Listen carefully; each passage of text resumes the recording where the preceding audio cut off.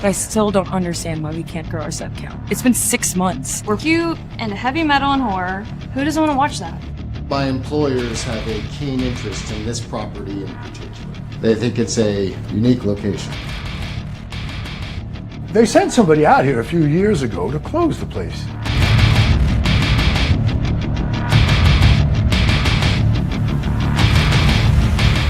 They're talking about opening it back up now? There may have been some oversight in the previous inspection.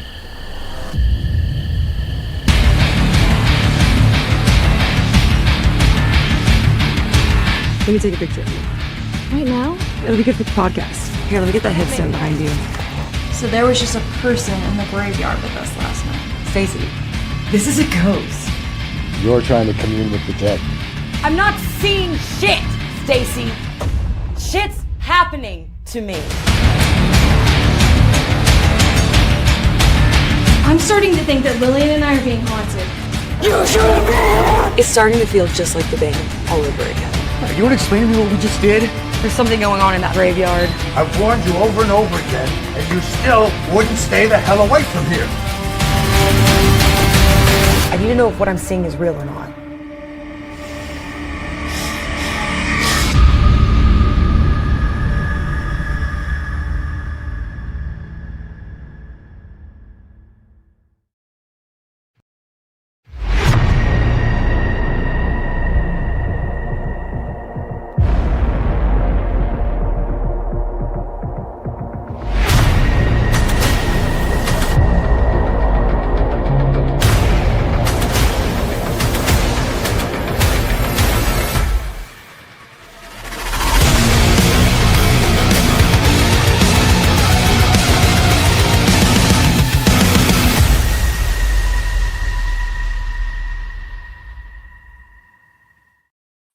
All right. Hey. It's what's going on, everybody? It's Wednesday, 7 p.m. on the East Coast, 4 p.m. on the West Coast, 10:36 a.m. all the way over there in Aussie land. And this is the Death Rattle Podcast. I am your host, DJ Remark from Horror Sucks. And with me is Mr. Kanan Becker, the ghost pirate himself. What's going on, buddy?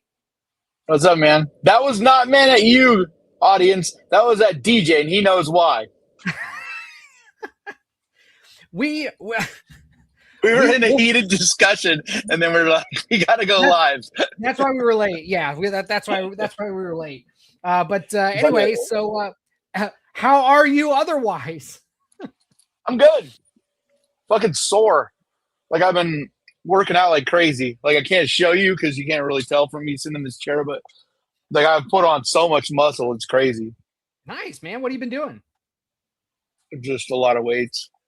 Like I do cardio. I start out with, like I'm still building up my cardio, but I basically do a stationary bike, like as fast as I can, pedaling for 10 to 15 minutes. Jeez, and then and then just usually it's closer to 10 minutes, but I try to go to failure sort of thing with anything I do. So it's like, once I hit 10 minutes, then I just try to go as long as I can after that. So my best, I think, is 15 minutes. For most of the time, it's like closer to 10. So then I do circuit training and weightlifting for about 20 minutes after that. Your cardio is better than mine. If you can go for 10 minutes pedaling as fast as you can on a bike, I can barely go 3. Yeah, but the problem is I can't do any walking. And so it's like, even though, it's a decent amount of cardio and it gets my heart moving and everything, because the rest of my life is just sitting in a chair, it's kind of a wash. You know what I mean? Like it sucks. Yeah. Like I'm losing some weight, but like I want to lose weight faster. But I changed up my diet. I've been trying to eat better, and I've been trying to eat less. Beefcake. And, thank you, Savior. And same here. I started doing intermittent fasting and only eating like 2 meals a day. Oh shit! See, I can't do that. I'm doing my portions. High protein. I'm only eating so my diet is in the morning. I have a like combination of Greek yogurt, protein powder, psyllium husk, and frozen berries. Like I put that in a bowl. Psyllium husk? It's like a fiber supplement. Oh, okay. And so I mix that all together and eat that, and that's for breakfast. And then I'm not hungry again until like 1:00 when it's time for lunch. And then it's chicken and broccoli for lunch, chicken and broccoli for dinner. And that's my diet. And I don't eat. Wow, dude, that's really good. I'll have dinner at like 5:00 and then I'm done eating. Because a lot of times I would snack before bed, and that just throws off your metabolism, I guess. Or That's like, about or the same as I do. But like, what time do you eat breakfast? I eat breakfast around 9 a.m. I wake up at 6. I go to the gym at 6:30. Yeah, so I mean that's about the same, dude, because you're not eating after like 5 or 6, you know. Because basically, intermittent fasting is 12 to 16 hours, depending on, you know, which I don't know you if I can can handle. 12 hours. Can you drink coffee at least? You're not supposed to unless it's black. Well, that's okay. Well, that's the only coffee I Yeah, drink. you can drink black coffee. Yeah, you can drink black coffee. Yeah. It's not that hard, dude. I stop eating between 8 and 9, and then I don't eat again until about 1:00 in the afternoon. Like once you get used to it, it's hella easy. Matt says, I can tell Kanan is losing weight. Great job. All about being healthy. Thank you. Yeah, I'm not really worried. So I'm not like. What's up, Lee? It's not so much like I want clothes to fit better, sure, but the main reason is I just want to be healthier. And like, yeah, man, got to stay alive. For the longest time, I haven't been able to be active at all because of this stupid foot. And I finally got to where I'm like, fuck it, this foot is never going to heal. So I have to do something that I can do. You know what I mean? Because like I kept waiting and being like, as soon as my foot gets better, then I can, start jogging. I can, start swimming, like start doing things. And that's been the plan. But it's like, fucking, this foot's been fucked up for 8 years now. That's a long time. Yeah. And like completely, like it's been 3 years since they amputated the big toe. So it's like, it's never going to be. So I'm just like, fuck it. So I can do the stationary bike and I can lift weights, because I can't go swimming because the foot is bandaged. Yeah. And I can't walk on it. So you can't do deadlifts or anything like that, can you? Because without a big toe? No, not really. Because of I could, but because of it being a wound, you don't want to put that much pressure on it because it'll just keep splitting open. Gotcha. Livewire can't do like treadmill or stair climber and stuff. Livewire asked DJ, did you say you eat Silent Hill? No, it's called Xylem Husk. It's like PSILLIUM, I think. Husk. It's a fiber supplement. So it's a husk, but is it called Xylem? Is that the powder form? No, I know, but like, is that what the thing is called? Is Xylem? Xylem Husk. I know, but like, what is the plant? Is the plant called Xylem? I don't know. Because I'm guessing husk is like, like a corn husk is the wrapper. Like husk, it just means the outside of the fruit or whatever it is. Yeah. So that's that. We got a lot to talk about. Anyway, today. Yeah, a ton. We have behind the mask too. There's even a whole bunch of shit I didn't even bring up because it's just like we can only get so much. Yeah. We got a lot of news. Let me what do you want to do? What do you want to do first? Like let's start with a trailer. We'll do like a trailer, then a news story, then a trailer, then a news story, like that. And then try to get through all of it if possible. But we have like what, 4 trailers, 5 trailers? We have a lot.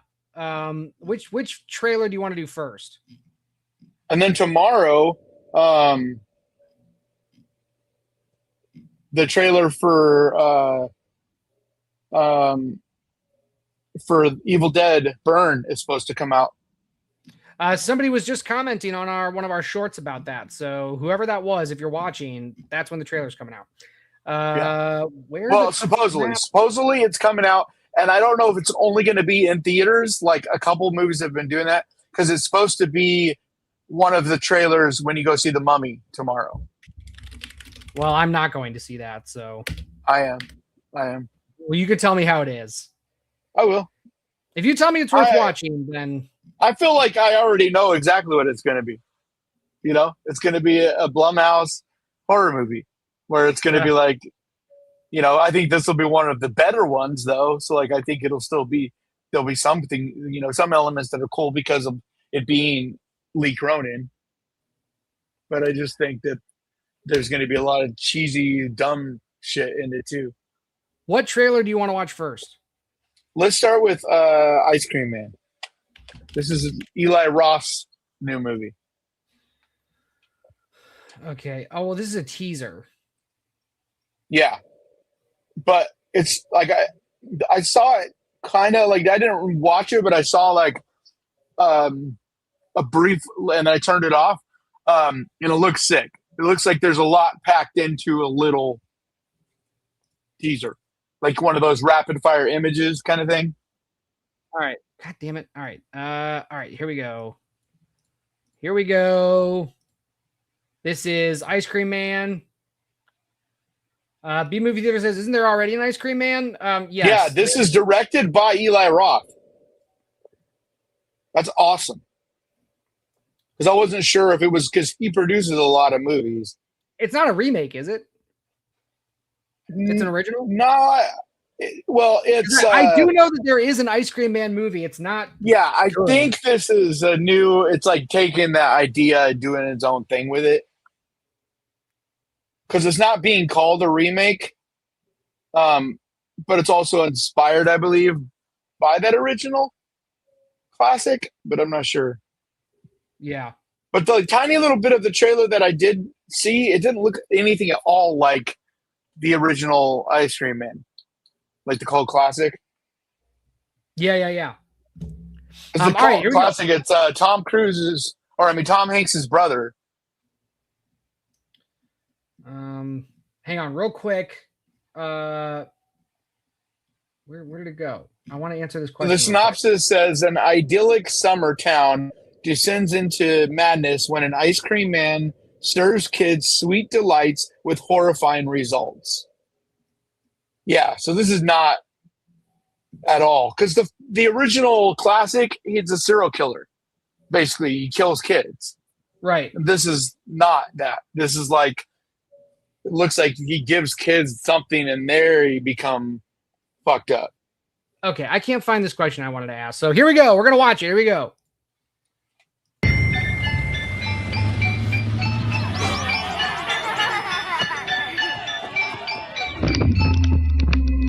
Looks good. Yeah, I mean, it's good. I love that he's directing a horror movie.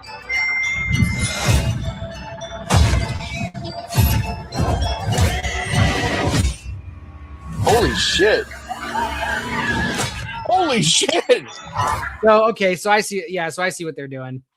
So the ice cream makes the kids go crazy. Yeah. That looks fucking cool though, dude. Yeah, that looks like it'll be fun. We don't get to see kids go psycho very often, especially to that degree where because it's Eli Roth, you know it's gonna be gory as fuck. Yeah. I can't wait to see them like literally hack up their teacher. Like that's awesome. Yeah, it's gonna be pretty crazy. That's gonna be fun, dude. Cool. That's cool. So and that's the reason. That's kind of the reason why Thanksgiving 2 doesn't come out this year. That's because he was finishing this, and then there was also scheduling things with some of the people that he like the actors for Thanksgiving 2, and so he basically was like, "Well, I'll just do this." Prop Dude says, "I heard Gelato Man is more of a slow burn." Ba-da-ba-ba-da-ba. Wait, hang on. Where's my wait. Where's my where is it?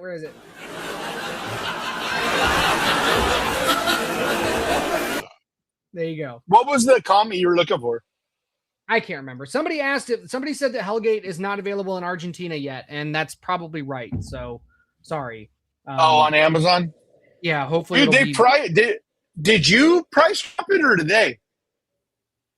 What? Yeah, because it went down another $1. It's only $2.99 now. To rent? Yeah.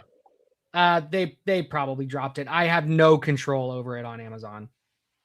So, well, I'm promoting the fuck out of it. So this Friday, I would think you'll probably get a nice little boost. Well, I appreciate that. Yeah, no, it's $2.99. It's still $2.99 to rent and $9.99 to buy. That's what I'm saying. It was $3.99 last week when I looked. Yeah. Oh, well. But when I went to do my notes this week for the video that I talk about it, it was $2.99. So I was like, oh shit. All right. Well, anyway. Yeah, I was looking for the soundboard. It's I having to host and produce this show at the same time is very hard. Anyway. Yeah, so depending on which country you're in, the Hellgate may or may not be available for you on Prime. Yeah, and we know it's in the UK. Yeah, we know for sure the UK's got it, we have it, and Canada has it. Yeah. So we know that. So and I'll be able we don't know about Australia. Yeah, we don't know about any of that. So honestly, just guys, just get a VPN. If you want to watch it that bad, just get a VPN. Set it to the United States or VPN is tricky when it comes to renting stuff. I mean, sure. But if because like sure you can't it doesn't always work with rental availability stuff.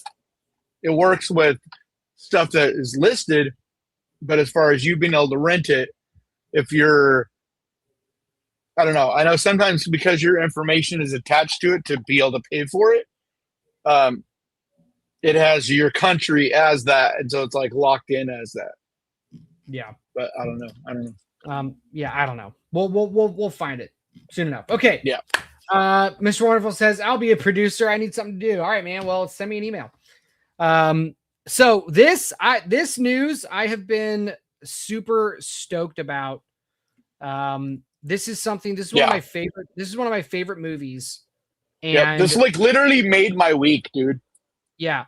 So from Bloody Disgusting, so I'm going to do this. The long-awaited sequel, Behind the Mask 2, The Return of Leslie Vernon, is officially on the way. It's been 20 years since Behind the Mask, The Rise of Leslie Vernon was introduced audiences to an unconventional new slasher icon, and fans have clamored for a sequel since. After multiple false starts, it is now official. The long-awaited sequel is finally moving forward. Behind the Mask director Scott Glazerman and writer David J. Stevie have confirmed sequel Behind the Mask 2 Rise of Leslie Vernon at a special 20th anniversary screening at Alamo Drafthouse in downtown LA. The news was first reported by Variety. Not only will Glosserman and Stevie return for the sequel, so that's good, but Behind the Mask 2 also reunites original stars Nathan Beazle, Angela Goethals, and Robert Englund, returning as Leslie Vernon, Taylor Gentry, and Doc Halloran, respectively. In the 2006 meta slasher, the next great psycho horror slasher has given a documentary clue exclusive access to his life as he plans his reign of terror over the sleepy town of Glen Echo. Glosserman stated, "For 20 years, people have asked if Leslie would ever come back. The truth is, he never really left. Fans kept this movie alive by sharing it, quoting it, introducing it to their friends, and treating it like something worth holding on to. The sequel is happening because of them." As part of that process, the filmmakers are launching a Kickstarter campaign that invites fans to participate directly in the making of Behind the Mask 2. So there you go. Let's take a look. There's already a poster. There's the logo. There's a poster I saw that was floating around on Twitter. The GoFundMe page is already live. It's not live yet. I thought it was live. It's already posted, soon. Right? It's posted, but it's launching soon. So okay. Right here, launching soon. Yeah. I'm sorry. Those are two different things. You can go find it, but it's not live as in they haven't started because they're going to have perks and stuff. It says the movie is a go, and pushing it with Kickstarter will allow us the freedom to make it our way, bigger, wilder, bloodier, and more worthy of the legend Leslie was always meant to become. So I wonder what they're actually going to be, because when you have Robert Englund signed on, I can't imagine you're going to have a hard time getting investors. So they already have some money. Like this isn't like something where they're relying completely on You know what I mean? Like they have to raise a certain amount of money to be able to make it. Like it's getting made. This is going to be more of helping to get to a certain level and things like that. Because from what I've like, they were already working on this for a while. Like this is like they literally had a script from what I know and a plan for a sequel like right away, and it just fell through because basically the movie is a cult hit, but it never really made money out the gate, and it's just grown a following over the years. But like it's the same thing with Dog Soldiers, where the people that made the movie still plan to make, never stopped planning. But what's his name's attached to this as a producer? So I know they already have some funds. So they launch. So April 22nd is when April 22nd is when they are launching. So next week. There it is. April 22nd. So and Robert Englund is playing a much bigger role in this. There he is. There's the man. He was almost just a cameo. Like he played a role, but he wasn't in the movie a ton. But supposedly he's going to play a much larger role in this one. And he's like fully on board with it. So it says I think he's one of the producers as well. It says the film is already moving forward, but the campaign is meant to bring the community that kept Leslie Vernon alive for 20 years to help shape how big and ambitious the sequel can be. Yep. We're making the movie either way, Glosserman promises, but the more the audience gets involved, the bigger we can make it. Bigger set pieces, more cameos, more surprises. This has always been a fan-driven film, and it still is.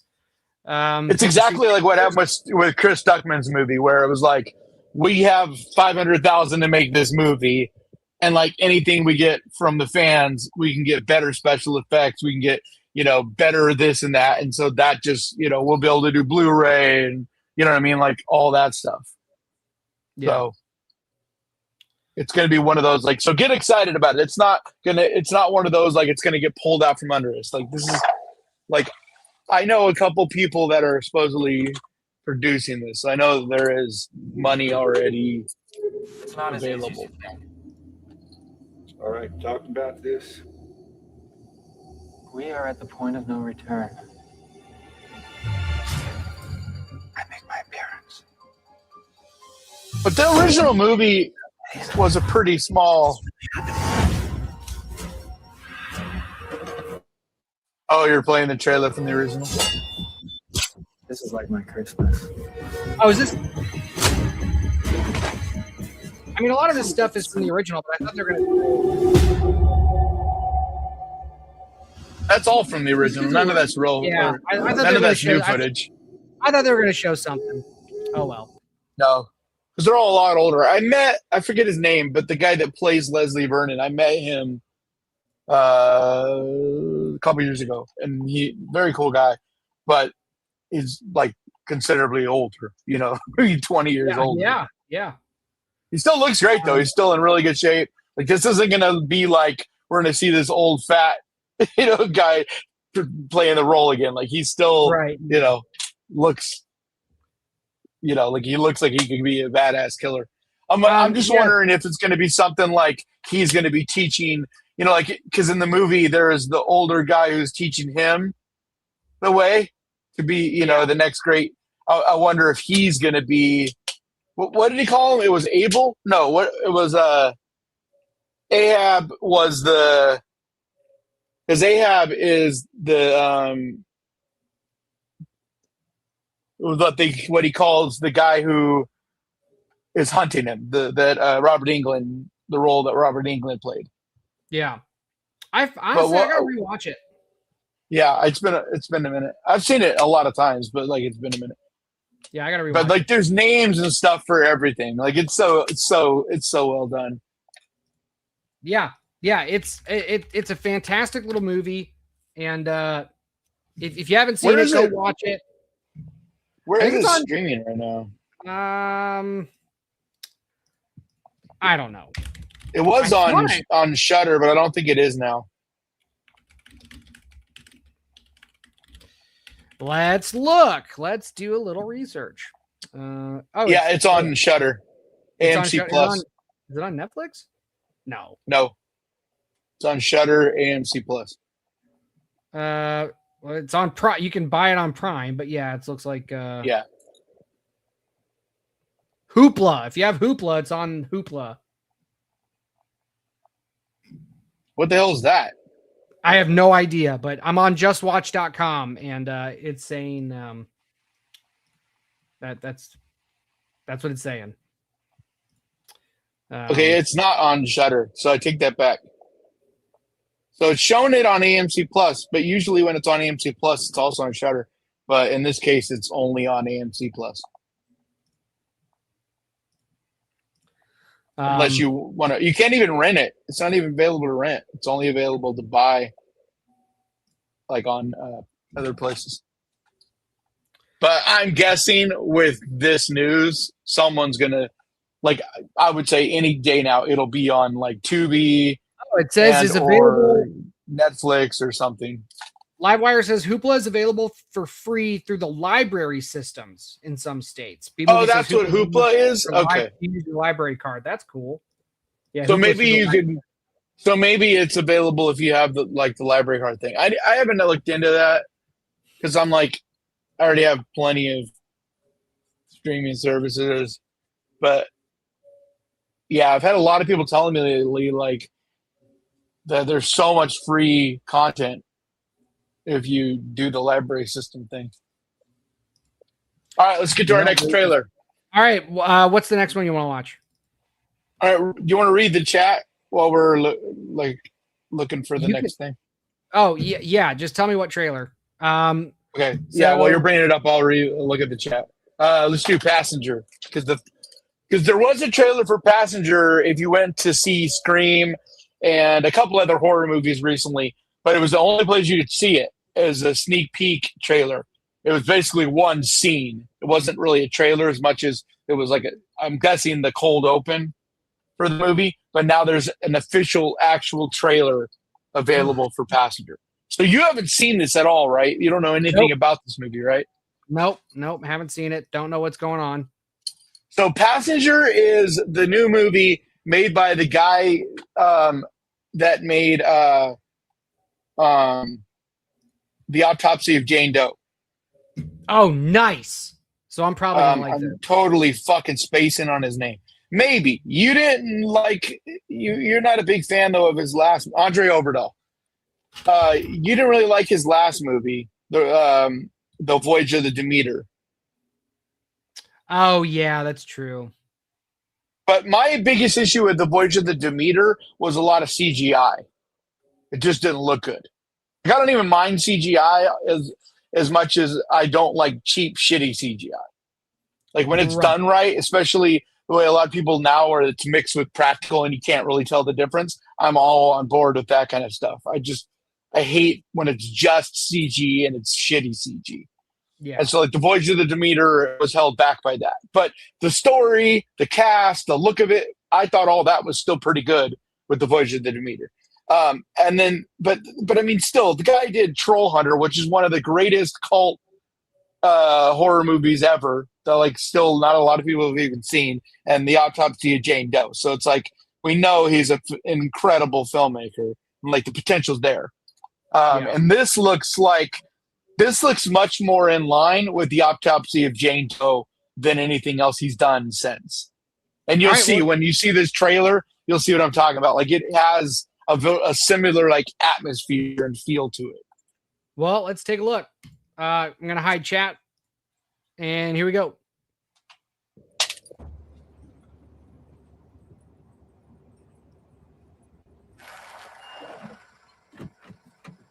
Make it quick.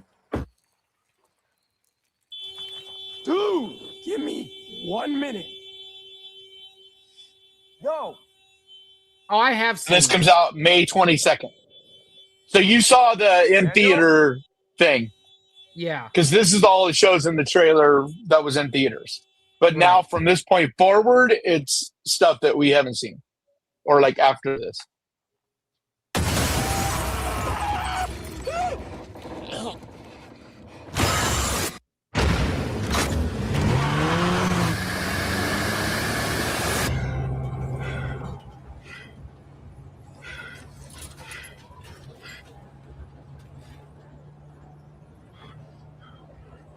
Wow, this was shot all in Washington, mostly in Seattle.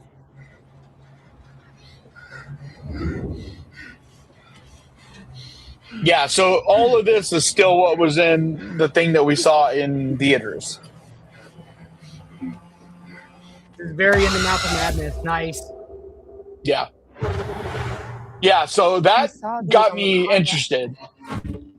But then from here forward is like a full on. Just like that. It looks You didn't really stop, good. Did you? It's something unholy.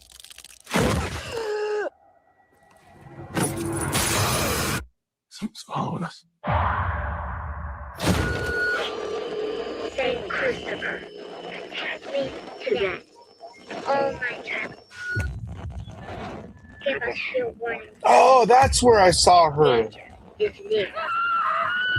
Danger is near. Danger is near.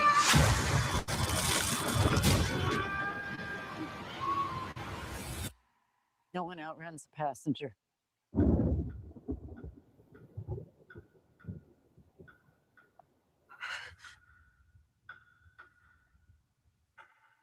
Nice. Okay. You see what I mean? Like, I mean, it may not be as good. That's a tall task. Like, Autopsy of Jane Doe is like one of the best modern horror movies, but I'm just saying it has like some of the same fingerprints. I don't know if it's going to be as good as Autopsy. It's very like. I doubt it will be, but I still think it could be really good. When I saw her floating through the air, it's just kind of like, okay. Like we're getting less and less grounded here. The thing that I loved about Autopsy of Jane Doe was how incredibly grounded it actually was. Not the final act. The final act goes like crazy like that. So those scenes that could be the final act. That could be like. Yeah, but they kept it. They kept a lot of that stuff hidden. Is what I'm trying to say. Like. It got crazy at the final final act of Autopsy, but a lot of stuff was hidden, and so you had to use your imagination to figure out what exactly is going on, and that's a little more scary than just seeing somebody floating through the air because you're just like, but you know all what I mean? I'm saying is that could just be like part of like shit that's in the final act because I have a feeling that a lot of this movie is going to still feel like more grounded. Yeah, well, a I lot hope of the so. footage is still kind of more grounded. Like even that scare where the chick shows up next to him in the car, even that stuff, like it still feels more practical. It doesn't feel crazy like levels of it's supernatural. Like there's only a couple shots to me in that trailer that feel super over the top, but that could be just like those are literally shots from like the final scene when everything goes insano style. Yeah. So it looks good. I mean, I have more faith that guy can make good movies than like a lot of people. So yeah, even the movies he's made that I'm not a huge fan of, they were still good. Like they were still decent movies. Like he hasn't made any movie that's bad, but he also doesn't make a lot of movies, which is something also like there's a lot of filmmakers now that are making movies so fast. It's like, I feel like the quality is harder when you're making like 2 movies every year kind of thing. And like, I understand because it's like, if you're a hot commodity, you want to,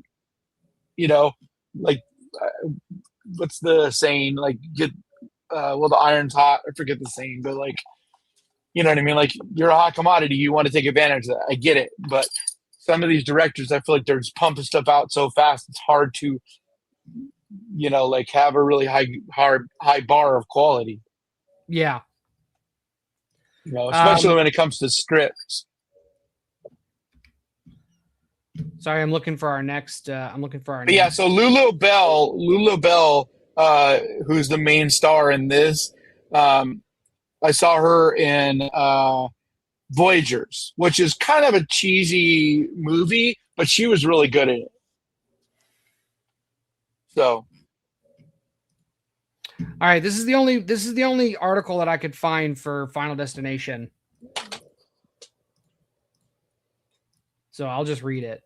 It's not. Well, yeah, it's not just Final Destination. Wow. It's if you look at what I say, it says Warner Brothers releases dates for Final Destination 7, Yeah.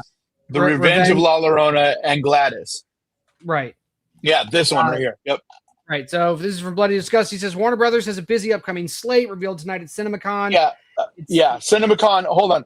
So CinemaCon, if you're not aware, is like a big thing that goes on every year, and it's for theaters. So like movie theaters, like it's an industry kind of convention for theaters. And so like owners of all these big theaters go here, and all the big studios come and they basically announce their biggest movies they have coming to theaters in the next year or two kind of thing. Yeah. And so we get a lot of news comes out. We don't get like a lot of trailers or things like that, but we do get some like good news story stuff out of CinemaCon. So, good. Okay. So from CinemaCon, Warner Brothers has a busy upcoming slate revealed tonight at CinemaCon. It's not just Evil Dead Wrath that's received an official release date, but a slew of upcoming buzzy horror sequels and prequels. Joining Evil Dead Wrath and Zach Krieger's The Flood in Warner Brothers 2027 to 2028 horror lineup. Shut up. The Revenge of La Llorona is set for April 9th, 2027. Final Destination 7 will release on May 12th, 2028. Gladys has been scheduled for September 8th, 2028. So May 12th for Final Destination 7. Who here? Okay, I'm going to read, since this is what we're talking about. Final Destination 7 will be written by Final Destination Bloodlines co-writer Laurie Evans Taylor and up-and-comer Michael. Michelle. How do you say this? Michelle Blanchard. I don't know. The article's not on the screen, so I don't know. Oh. Why didn't you say so? Sorry. Final Destination. It was, and then it just disappeared. Final Destination 7 will be written by Final Destination's Bloodlines co-writer Laurie Evans Taylor and up-and-comer Michelle Blanchard. Was recently reported to be in touch. How do I zoom in on it? I'll do it. Is there a way? I'll do it. There. Is that better? Oh, yeah. Michelle Blanchard. Yeah, that's Blanchard. Michelle Blanchard. Michelle Blanchard.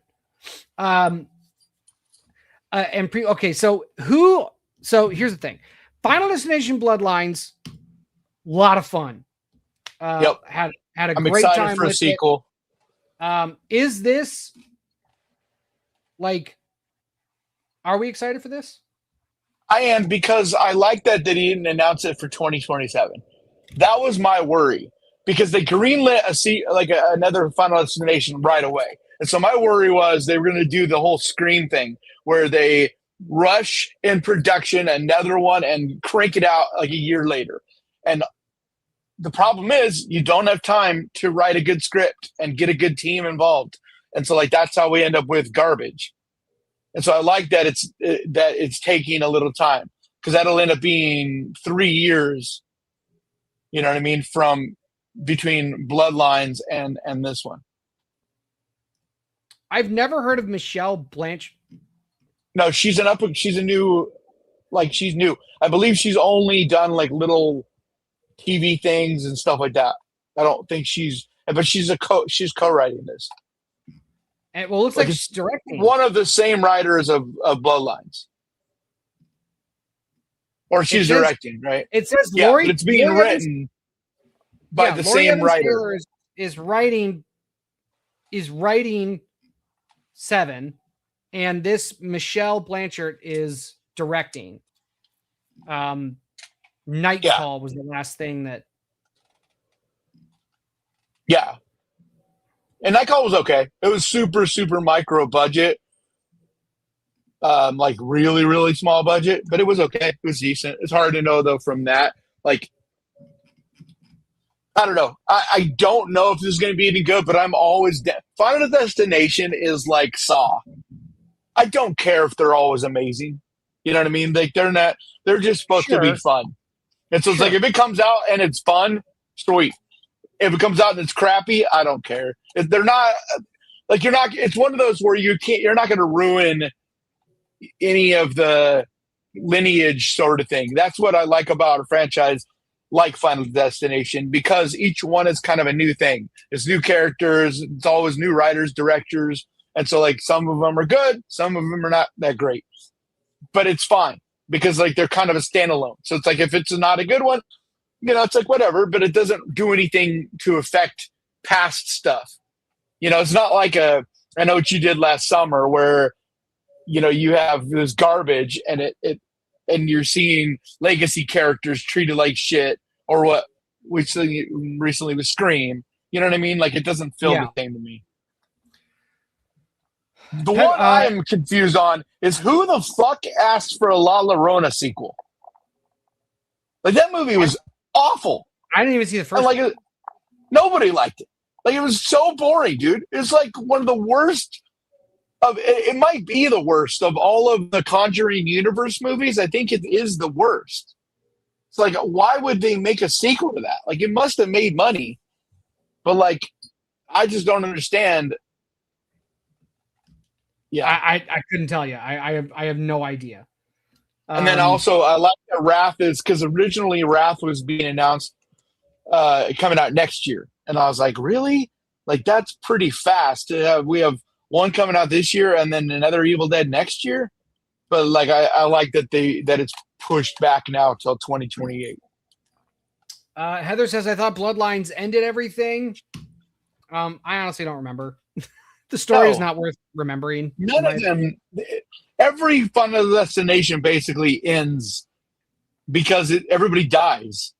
It's just kind of the thing. Like nobody really survives from one film to the next. And so like there is no beginning or end, you know what I mean? Because death is the killer. And so it's like, even like we've had a couple people survive, but they end up dying too. So like there's nobody left. Like there's not any legacy characters. B Movie Theater said, who asked for a Strangers trilogy? So like, yeah. So who asked for a La Llorona sequel? Who asked for a Strangers trilogy? Nobody asked for these movies. Well, no. But that's a little different to me because I understand when you have a successful movie making a reboot or sequels. I understand that, right? But the Strangers that trilogy was awful, right? But I at least understood why someone would want to make, because the original was a really good movie and it was successful. So like I understand that, right? How it would get greenlit. La Llorona, nobody liked that movie. It wasn't like The Nun, where even though I didn't think The Nun was that great, it at least made a lot of money and people really liked it. I thought it wasn't that great, but a lot of people did, right? So like I understood them making a sequel to The Nun. La Llorona is weird because like I thought like everybody hated it. Like I didn't think it was one of the ones of the Conjuring universe that anybody liked, because it's kind of the forgotten one. You know what I mean? Like nobody ever talks about that one. But whatever. Yeah, I don't know. I thought the first Conjuring was good. I thought the second one was okay, and then but nothing has ever made me want to watch anything in that universe. See, I think I have the opposite. I think the first one is okay. The second one is really good. Oh, the second one is like The Conjuring. It is the one that like the writing is so good, and the directing, like James Wan is at his best on that one. But 3 was absolute trash. Like Conjuring 3 and then 4 was not trash, but it was not very good either. Yeah. Well, you didn't even see 4 because that's the one that came out last year. I watched 3 and I was like, this is garbage. And I I have no interest in watching anything else. All right, what's our next trailer? We got Insidious. Jesus Christ. That's another franchise that I'm Yep, me too. Dude, the last one made a shit ton of money, but I was like, really? Last one, I don't understand why it was so popular. Like that movie, I watched it a couple times because I was like I really watched it twice. The first time I was like, this movie's not, it's crap. But then people were loving it so much, I was like, okay, what did I miss? And so I watched it again. And I'm like, no, this movie is just like the most basic jump scare bullshit. Like here's the thing. There's some really cool haunted house type of imagery in the Insidious movies. And so that's all I can come up with these is the reason they're popular is because they're basically a haunted house. You know, they're just a series of jump scares and creepy imagery. The story is just abysmal, and the dialogue is just so boring and dumb. Yeah. All right. Well, let's watch the trailer for the new Insidious movie coming out. Yeah, this one I have watched, and to me, it is exactly what I just said. How are you doing today? But this right here is pretty cool. All right. I'm just gonna take a look inside. With the first Insidious movie, is this seemingly unnecessary, just creepy looking gear that they put on people. And this is another example of it. Why is she in a straitjacket? Why does she have to be in a straitjacket and all that when this medium contacts people from the other side? And like in the first one, why did she have to have this fucking gas mask on just to contact spirits? Like what? And they never explain it. There's no point. It's just because gas masks are creepy imagery. That's why. Like I said, like, they're not well written. They're not. Like I rewatched the first and second recently, or I guess 2 years ago now. But dude, they're just not well written. Period. The dialogue's dumb. The story, the writing is just not good. It's like I said, what makes them popular. Even the first two, they're like a haunted house. Like they look creepy and jump scares. So if you're a 16, 17, 18-year-old or whatever, or honestly anybody that's like a mainstream kind of horror fan that doesn't like watch the crazy deep cut. These are horror movies for normies. That's what it is. Exactly. They're just popcorn horror movies. They're movies that for Halloween. There's just like they're the Halloween time of year movies. But there's it's just so I know. rare gift. Take the same concept and just execute it way better. Yep. You know what I mean? Yep. It's creepy as fuck, and like the imagery, and it's plenty of like really good jump scares. Like it has all of the same shit, but it's also well written with good acting and good dialogue, and a good ending, and whatever. What look. This. What? Hang on. Where is it? This. Stop! God damn it! Okay. I just I said, haunted house. This is a device that dentists put in your mouth, and looks like this is what they're This looks like this is what they're going with. They're going with a dentist because look, he's got the bib on and everything. So they're going. I think it's the same guy, isn't it? From that first shot. No, it's not the same guy. But she's that's right. She's a dentist, so they're going to do dentistry kind of shit. Okay, so all right, fine. Well, I'm still going to complain about this because it's like this device just opens up the mouth and makes it look scary like that, and so that I don't fuck. All right, maybe I'm going to. Like I said, it's like a haunted house, dude. It makes a little more sense. I just fuck.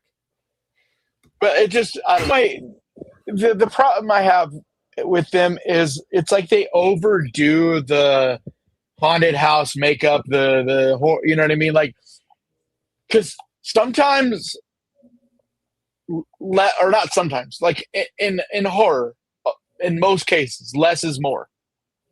Like having someone that looks normal, that goes psycho, is much scarier than constantly throwing every kind of scary looking thing at you. It gets to where you're just like, you don't get it was my issue with the Sadness, where it was like when there's so much violence and so much gore, at a point you get numb to it and it stops being effective anymore, and you're just like, it's just a bunch of blood. But I always had a different opinion about that. For I always thought the Sadness did it better, because that's how I feel about the Terrifier movies. Is that I think the Terrifier movies they cross that line into parody. But they do, but that's different because I think that is intentional. Like I feel like I don't think Terrifier goes so far with it because they're doing it in a humor way. It's meant to be. There's meant to be a dark humor about the Terrifier movies. Yeah, so that's the difference. Like Sadness, dude, the Sadness was fucked up and got to me, right? But then after a little while, I started just being like, okay, I mean, like you can only show me constant gore and blood so much before I become quickly desensitized to it, and I'm just like, okay, like, Yeah.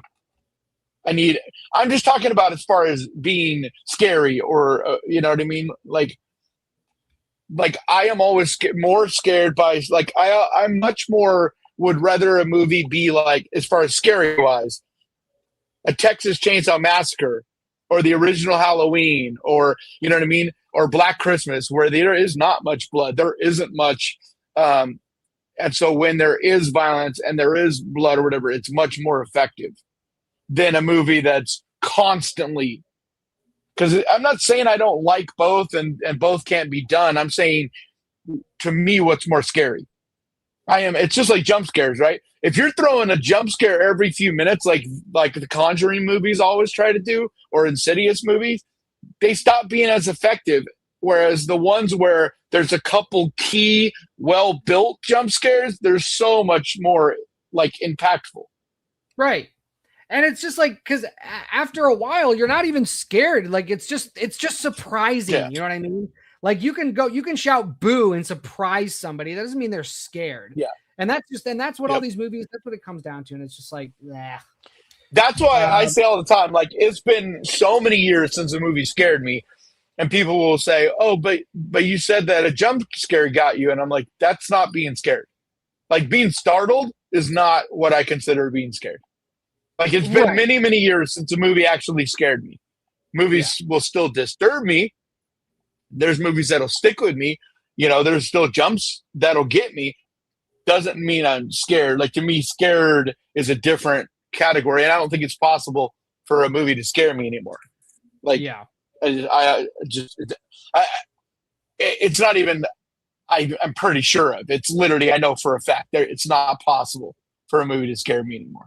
Like, I just have seen it all, seen too many, you know, like, it's fine because I can still feel things from movies. I just can't get scared from movies. B Movie Theater says I get about 5 jump scares a year. What do you mean? What is that? I know, like, dude, my sister fucking jump scares me all the time, way more than any movie. And that's not even on purpose. Like, I'll be sitting there in the kitchen making food, and she'll just, like, come walking up, and, like, she has this thing she does, and I tell her this all the time, that she would scare me less if she would just act normal. But instead, she'll come and get real close to me and try to, like, touch me to let me know that she's there or whatever. And I'm like, that's what scares me. If you just walk in a room being normal, that doesn't startle me. But if you come creeping up and touch me because you're trying to not scare me, it's way more going to scare me. Casey says, question for a Hellgate shirt. You guys said the products run small. If I wear a large, should I get a large or an extra large? Want to wear it out and about? Always go one size larger. Always. Yeah, go one size larger, because when they're going to run can't small. But here's the thing. It's something I learned many years ago. You can always shrink a shirt. You cannot make a shirt get bigger. Right. So, like, if you get a shirt and it's a little too big, fucking throw it in the dryer, dude. Put it, wash it on the hot and dry it. It'll shrink up, no problem.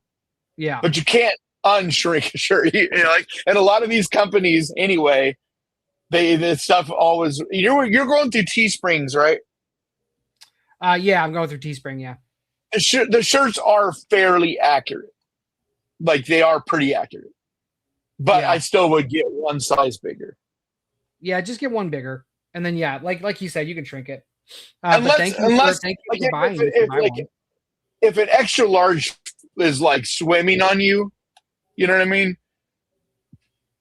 But if you're, like, someone that a shirt fits, like, close to perfect at a certain size, I would go a size bigger. But if you're someone where, like, you can wear a large and it's a little loose on you, and an extra large is, like, really, really loose, then maybe go with just the size. But, like, with me, 2XL is a little too big on me, but 1XL is way too small. So I have to get 2XL, and just live with it being a little bit baggy. Yeah. I flop between medium and large. I'm trying to be like a solid medium. I got a good 20 pounds I got to lose. My issue is length. Like, get a shirt that's long enough. It's like too fucking, like 2XL, like, especially now that I'm losing weight, like shit's super baggy, but yeah, it's still barely long enough. I hate it. It pisses me off. Yeah. It's not that I'm that tall. I just have a really long torso. Oh, I like my legs are like, some people have like long legs. I don't have short legs, but my torso is longer than, like, you know what I mean? I'm not like 50-50, well, like 70, 65. Yeah, I'm between 6 foot and 6'1". Oh, 6'1". But it's like I just have a long torso. Short like, kings rise up. So shirts are always a little bit short on me. Yeah. Alrighty, what do we got? We got one more thing to get to, right? Because we're over. We got to get out of here. What do we? Did you get?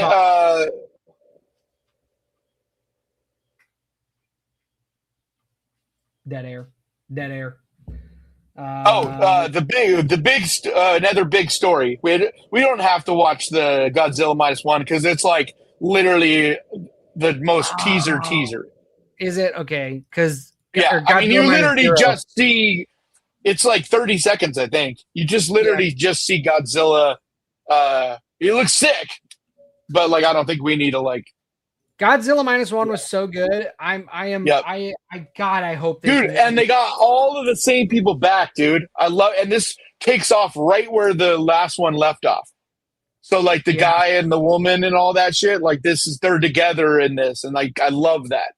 I'm just hoping. Like I love that little nucleus is still around. I'm hoping they can pull it off. They will. Like they're super talented filmmakers. Like, they're not trying to make something different. They're doing like instead of like this is like instead of trying to make an American blockbuster, they're still making this. They're the same thing. They're instead going to make a different movie that's American. Like a different. So I'm trying to remember. I think they're making an American Godzilla or something like that, but like this is still sticking, and that's why I like that it's still the time period, it's still the same cast. Like I like that they didn't try to make this not Japanese, you know what I mean? Like this is still just like the first one. Yeah. Heather says you don't have to hope because you already know. It's hard to catch lightning in a bottle twice, and I feel like Godzilla -1 did that, and so Godzilla -0.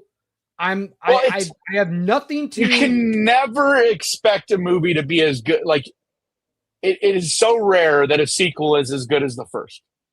So like if you go into it and it's like if you get a movie like a situation of like a Godfather and Godfather 2, if you end up with that, that's awesome. But you shouldn't ever go in and like expecting a sequel to be at that same level. Instead, just go in and enjoy it for what it is. Like don't.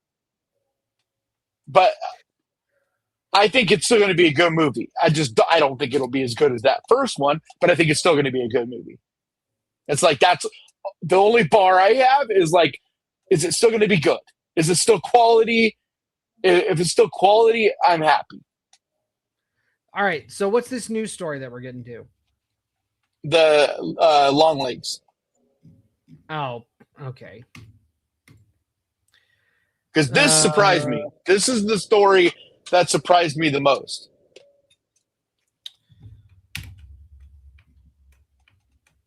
Okay. Bloody Disgusting. Nicolas Cage and Osgood Perkins are re-teaming on the new Longlegs universe film. So like the only way you can do this is a prequel, right? I guess we'll see. You can't keep a satanic. You weren't a big fan of this, huh? I was a fan. I was a bigger fan of the first half. I thought the third act ruined it. Wasn't this one that you rewatched and liked it more the second time? No. I thought there was one, because there was a movie like that last year. I can't remember which one it was, where you liked it more the second time. I thought it was Longlegs, but I guess not. I don't know. I forget. But it wasn't Longlegs. It wasn't Longlegs. THR reports that Osgood Perkins is working on a follow-up to Longlegs with Nicolas Cage returning to star and produce. While the sequel news isn't surprising, considering Longlegs was the highest-grossing indie film of 2024. I don't see how this is not surprising. Like, it's not a movie that you feel like would have a sequel. It's like Weapons. It's exactly like Weapons, actually, where it's not set up to have a sequel. And so that's why the only way you can go is prequel.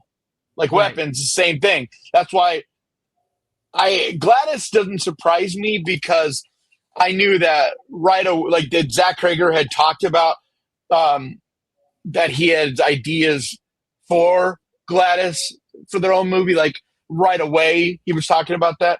This surprised me because we haven't heard anything. Like Longlegs came out 2 years ago, and we hadn't heard him talking about wanting to make a sequel or anything.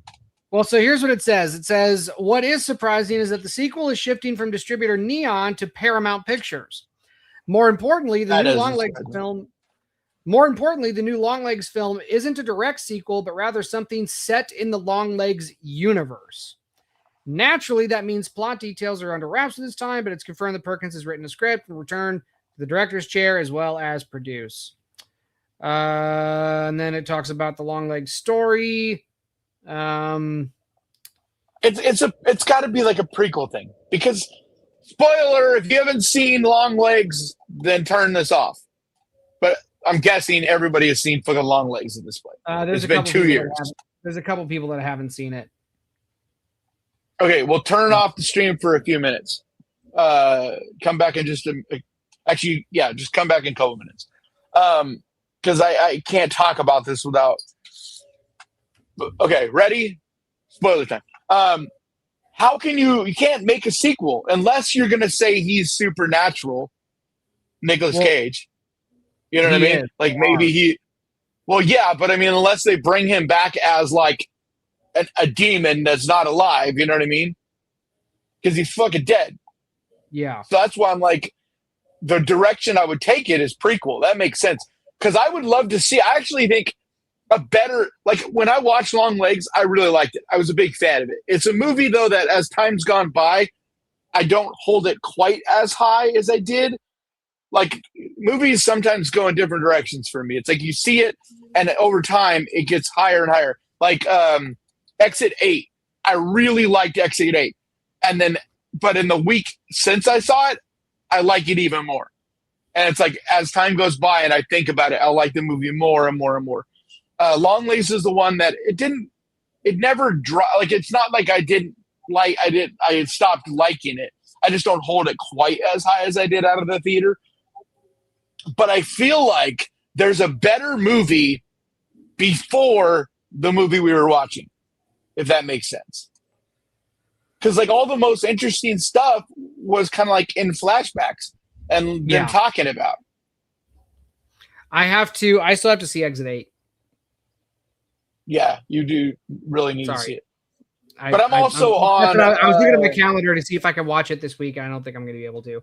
I have a full day tomorrow and this weekend. Dude, it's not going to be in theaters much longer. You got probably a week left before it'll be gone. Okay. I might be able to do it. The problem with these tiny little movies, they don't get long in theaters. But it's a really, really good movie, dude. I think you'll really like it because it's very story driven. Not necessarily a ton of dialogue, but a ton of like meaning and story where you have to kind of read between the lines and like symbolism and stuff like a lot of Japanese movies. It's like as long as you pay attention and you're someone that enjoys cerebral movies, I think. Yeah. But I could see people not liking it. That if you want something that's super full of action and but it's basically liminal horror, and like liminal horror just doesn't what you're saying. Work for everybody. But it's not liminal. It's not liminal like to the degree of something like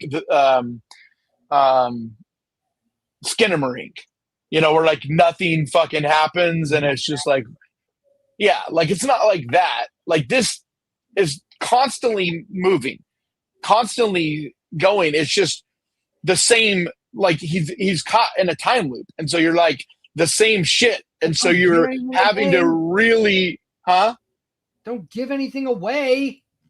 What are you doing? If you've seen the trailer, you know this. Like, it's all over. Like, that happens in the first 5 minutes of the movie. Okay, fine. That's not a spoiler. Like, unless you don't even watch trailers.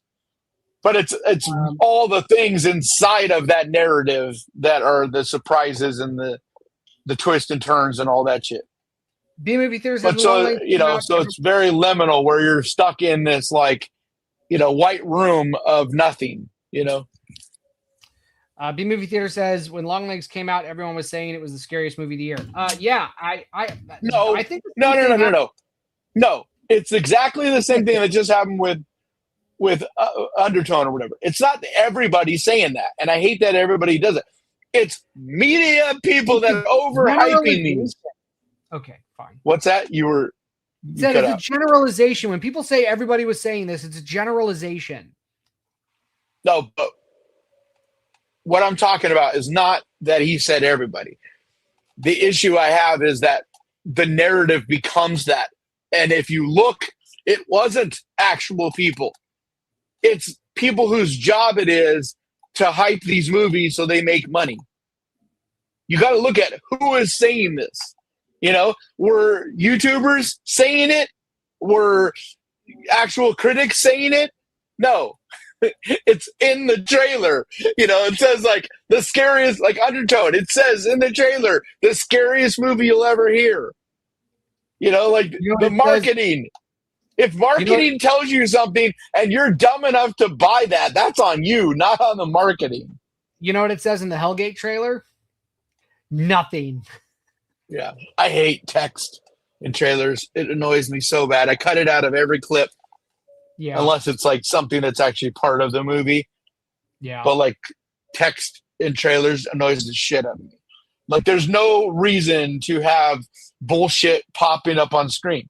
Like, no one's gonna go see a movie extra because of some stupid, like, Batman type of shit, like the original Batman where it's all boom, pop, pow. Like, that's the shit that they do in trailers. Yeah. All right. Like, new Washington Post so and so says blah blah blah, like that kind of garbage. Yeah. All righty, we gotta get out of here. It's 8:18. Pretty much, it's this simple. If you don't want to buy into the hype machine, wait to go see a movie until the movie's been out for 2 or 3 days, and look at the narrative on TikTok and YouTube. Like, what are we all saying? It takes longer than a few days for me, although I do usually write a Twitter. I'll post something on Twitter about a lot of movies, but like, I don't do a review, but still, like, Cody Leach, Sean Chandler, fucking 3C Films, like, we watched a movie. Like, everybody, whoever you watch on YouTube and TikTok, whoever your people are, like, there's lots of us, right? Wait until we post something. Most of us post shit within the first 24 to 48 hours of a movie being out. And so, like, if all of those people say it's the scariest fucking movie, then then go into it with, like, oh shit, this might be fucking crazy. Yeah. But we don't. Like, even those of us that really liked Undertone, nobody was saying, none of us, not the actual people that watched the movie, regular people that weren't being paid for reviews, none of us said that it was the scariest movie. We just said it was really good. We really liked it, but it wasn't fucking scary.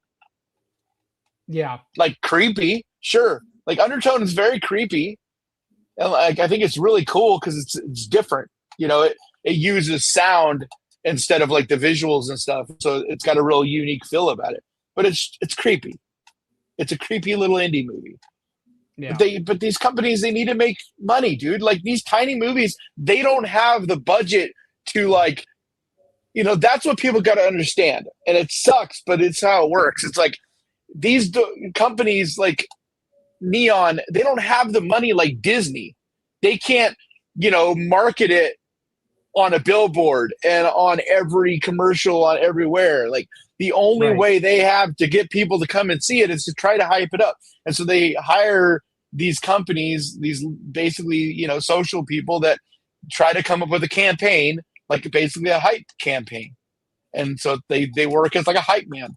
It's like people just got to learn to ignore that shit and like know where that and the reason behind it. Don't get mad at it because that they're just trying to they're just trying to get people to go see a movie. Right. All right, we gotta go. Just one last thing. Casey says Sledgehammer Horror has a Guess That Villain live quiz show, which is a lot of fun. We like Sledgehammer Horror. We like those guys. I love Ken. Yeah. Says I love you guys and thanks for the shirt for my birthday. DJ. Did I give you a shirt for your birthday? You're welcome. Maybe it was at the convention. Yeah. Or at the festival. Oh, maybe. I don't know. I don't know. All right. We got to get out of here. When else were they got a shirt?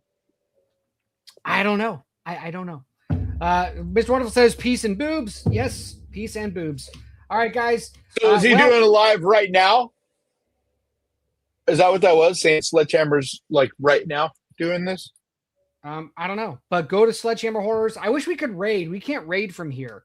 I wish if they were doing a live, I wish we could like raid and send everybody over there. But anyway, but that's it.